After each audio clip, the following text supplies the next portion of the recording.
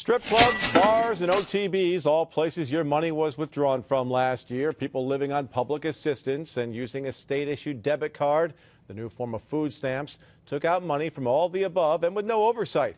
We've told you about this a number of times before, and through a Freedom of Information Act request, our Capitol correspondent Pat Bailey found each location in the Capital Region where the cards were used. He did all this because you paid for it. Of the 2,900 EBT transactions last year in the Capital Region alone, dozens of grocery stores and mini-marts were on a list of public fund withdrawals. But so too were bars, just about every one on Pearl Street. The transactions were made by those living off an electronic benefits account, which can be accessed with a state-issued EBT card that works like a debit card.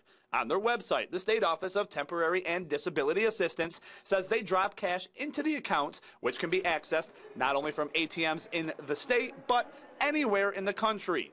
Also on the list with the 24 bars, this OTB on Central Ave. And if boozing and gambling weren't shocking enough, how about several transactions from the Shenanigans Gentlemen's Club in Schenectady? It's outrageous. They're stealing from the people that really need that. In response, the state OTDA had me email my questions for the story to them. After a few hours, the spokesman for the agency called to say they were going to decline to comment. Why is the oversight of public funds so lax? Well, of course, it's a tragedy.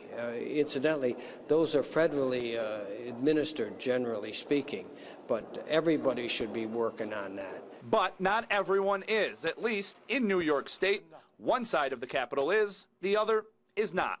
To address the issue, the New York State Senate passed this bill 2 years ago. It would prohibit the use of public funds in certain places like casinos, strip clubs, and bars. And it passed with bipartisan support. Just 3 senators voting against it. But when it got to the Assembly, it stalled in the Social Services Committee. I went to find out why. I'm not sure of why the bill hasn't become before our committee just yet, but obviously the usage of the EBT card in those types of instances is obviously a concern. If it is such a concern, shouldn't it be addressed?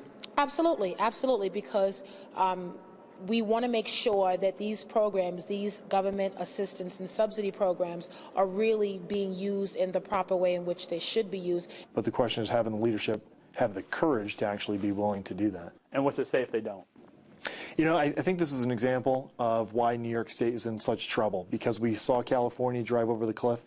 New York State is very close to that. There are only 5 weeks left in this year's legislative session, but this body has their own scandals they are dealing with, leaving little time to address the EBT issue.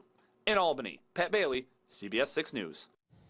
And as always, if you know of any instances of questionable use of your tax dollars, we want to hear about it. You can send us an email at youpaidforit@cbs6albany.com.